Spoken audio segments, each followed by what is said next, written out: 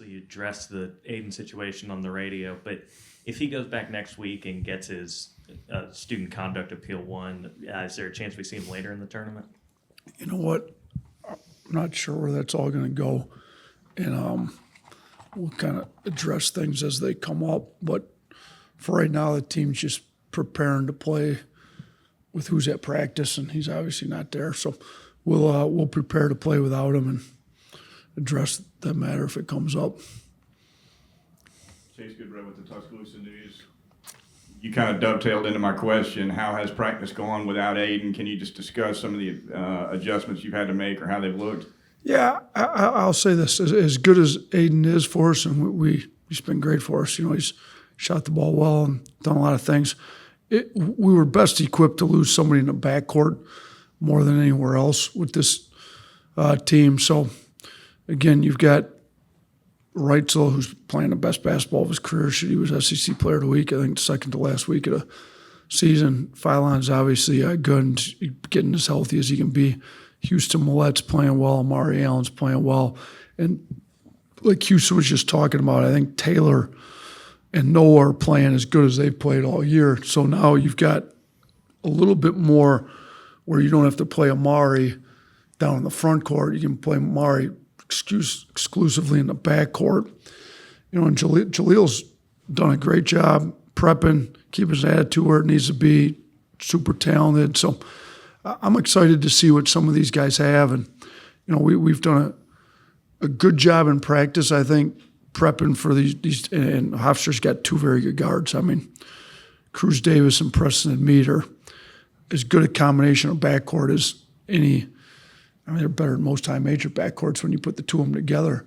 So they're, I think we've done a good job, and I think we've still got plenty of depth. That's the good thing with making sure with the way we play, you know, we want to play fast. We usually have pretty good depth.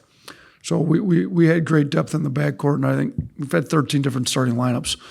And reason being mainly injuries throughout the course of the year. So whether it's the guy's out with an injury or whatever reason he's out for, I think this team is more equipped to handle somebody being out. I mean, we've had more game time decisions, night before decisions than any team I've ever been associated with.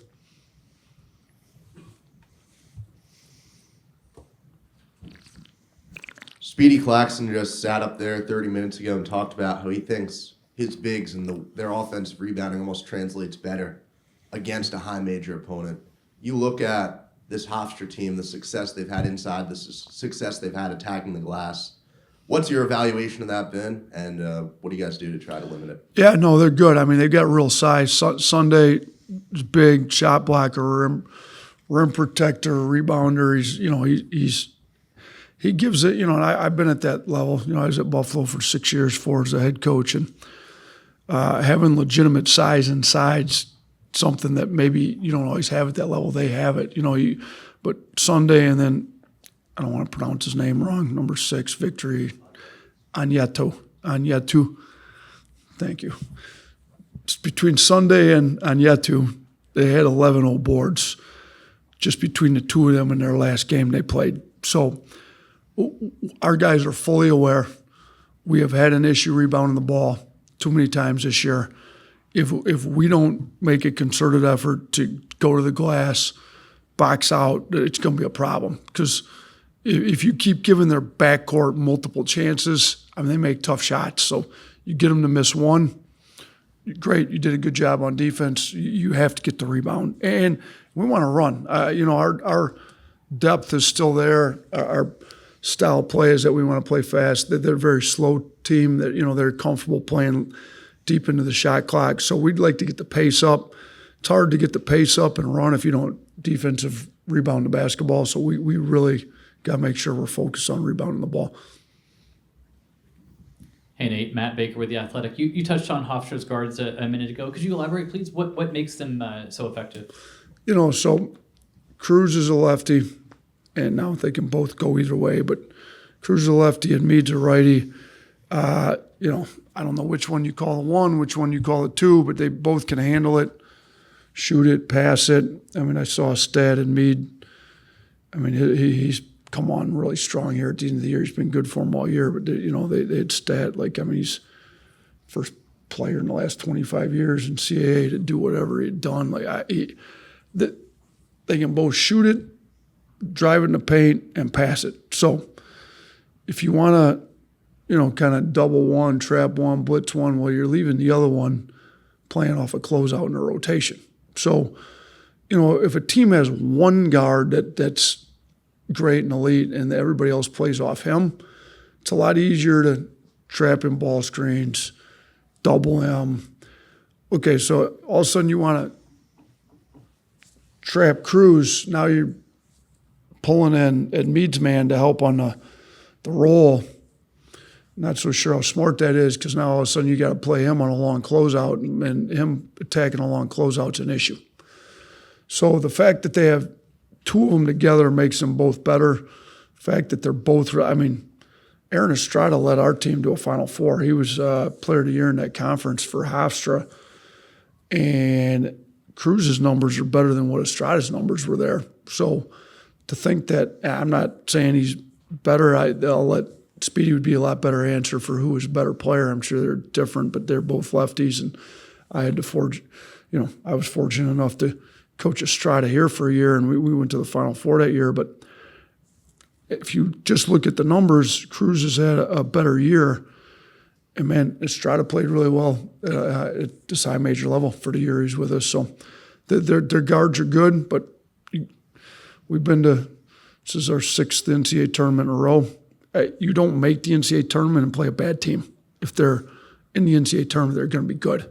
That's why there's not that many teams in the tournament. So they're very good, and we're fully aware of how good their backcourt is, and we're going to have to do a great job one-on-one defense. Our help's going to have to be good, and we're going to have different packages to guard them, because I don't think you can just do one thing against these great guards the entire game. Yeah, Nate, Kevin Sweeney, SI. On the Aiden front, I know you mentioned earlier in the week that you wanted to support him, obviously, in spite of everything that's happening right now. I guess, can you speak to any contacts you've had with him since maybe the initial moments after the arrest and where that stands? Yeah, I've met with him in person, talked to him on the phone multiple times. Look, I'm an adult. I've made mistakes. We all have things we'd like to do differently.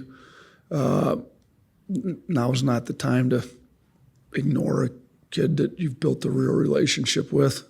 Now's the time he needs more love from the adults in his life than at any point. So when I got into coaching, way back when I first got out of college, and I was a Division III assistant making no money, and then I went to a high school job in Detroit area for 11 years, I really, to basically coach for no money for 16 years, you better be doing it for the right reasons, because you're losing an awful lot of money, spending all the hours, time traveling with kids to official visits. So I got to remind myself, I'm a high school coach that's caught some breaks up here, but I don't want to lose why I got into this thing in the first place. So you get into it to help impact young men's lives. Well, if you disappear when they make a mistake, not so sure that's a genuine relationship you built. So I've got 3 daughters. They've made mistakes. You don't disappear on them when they need your help. So I won't be disappearing on them. I talked to them yesterday morning on the phone. I talked to them the night before that. I've talked to them every day so far. So I'm going to continue to talk to him, love him, help him through this, and we'll see where it all takes us. In back of the room. Charlie Potter with Bama Online. Just what kind of progress have you seen from Jalil this season, and how much are you going to maybe lean on him a little more with Aiden now? Yeah, obviously Aiden playing about 30 minutes. There's 30 minutes to distribute differently in this game. Jalil's been playing well. The one thing I'll say about Jalil is he's super talented.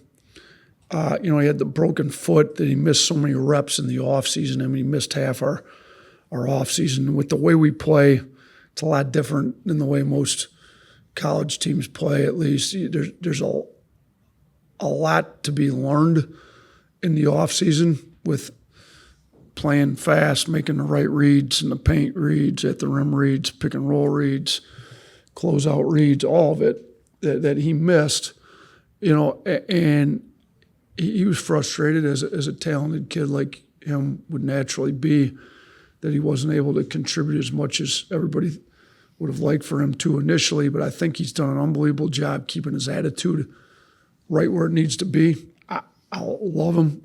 He comes in, plays hard, great teammate. So I really hope, he goes in and plays well. And playing well doesn't necessarily mean just making shots, making highlight plays, which he's more than capable of.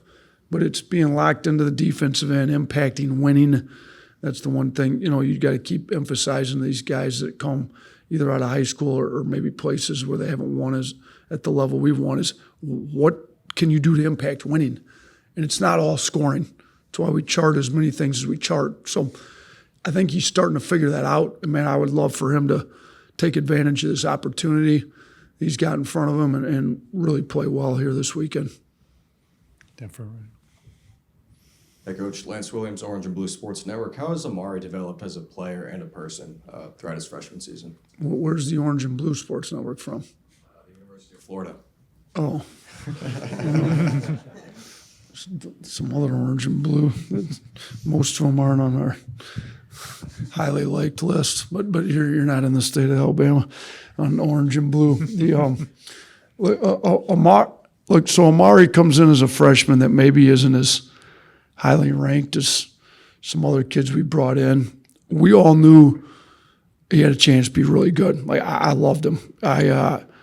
Guard with size, toughness, competitiveness. Man, he came in right away in the summer and established the fact that he's not backing down from anybody, that he's going to compete with everybody.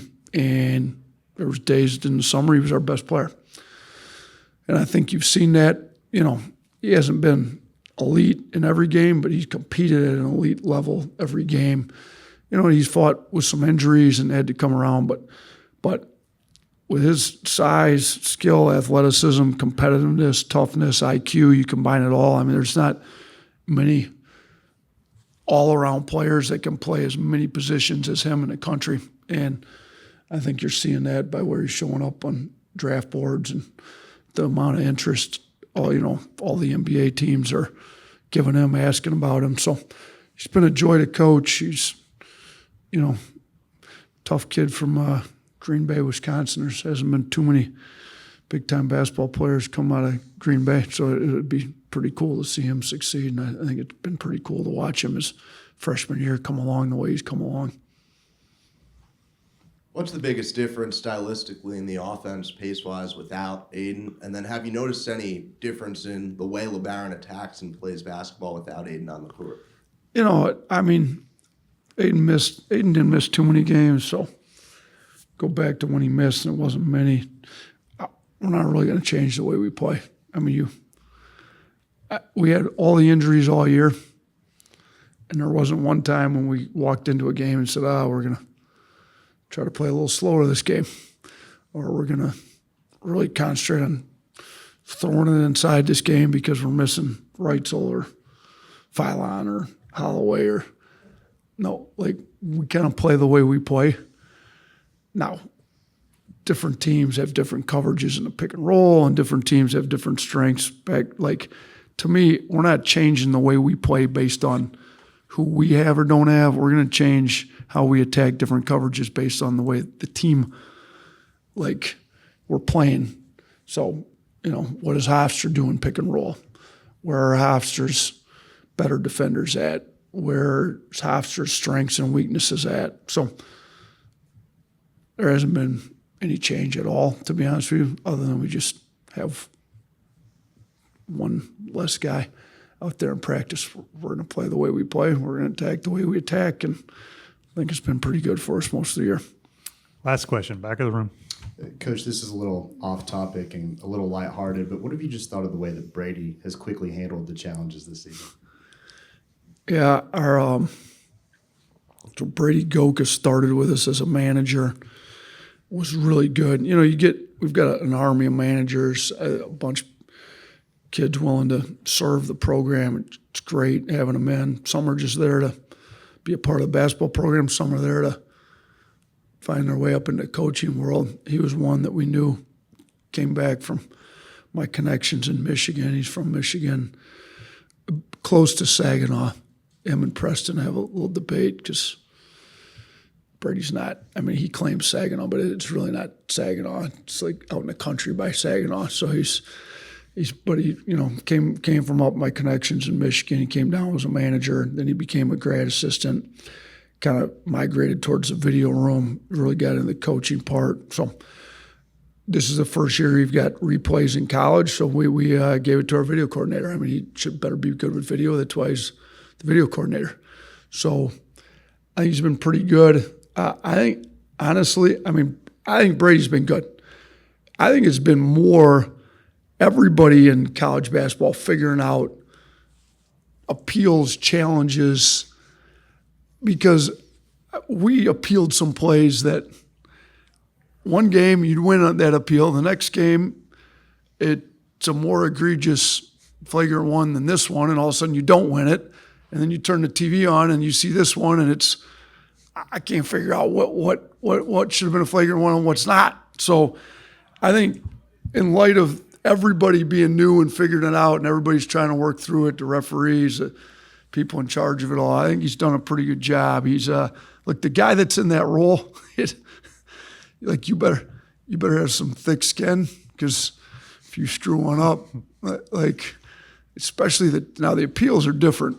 You can screw up an appeal, you just lose the timeout. You can get multiple, you can get unlimited appeals. You're just getting, I guess if you run out of timeouts, you can still appeal. You just get a T for calling timeouts you don't have. So you'll never run out of an appeal. Now the challenge is you only get 2. So if you screw up a challenge play, and again, the referees are figuring out the rules too, because we challenged at Auburn, lost our challenge for the rest of the game. They called a goaltend against us that was incorrectly called in the last 2 minutes, and I need to be better aware of the rules, as do the referees, but the refs are supposed to go review that in the last 2 minutes, and I was about ready to kill Brady because we didn't have our challenge left, and I couldn't review it, but it actually was supposed to be the referees that review it in the last 2 minutes. So, look, Brady's been great with it. He's quick. He's smart. He gets a little help from Adam Bowman over there. Brian Adams, our one assistant, that runs the defense, sent out we've got a coaches and GA's kind of group chatty. There was another program that their challenge crew behind had some, I think Brian Adams' direct term was Dorkapalooza over there with all these cool handshakes. I said, Brady, we're going to get like this in our cool handshake when we. I said, just don't try to do no Dorkapalooza handshake with me after we win an appeal. So we'll try to win the appeals. We'll try to use it correctly. We'll use it to our advantage when we can. I think Brady and Adam and our whole video crew's done a pretty good job with it, but we're all still trying to figure it out here this year. Thank you, Coach. Appreciate it. Appreciate you guys.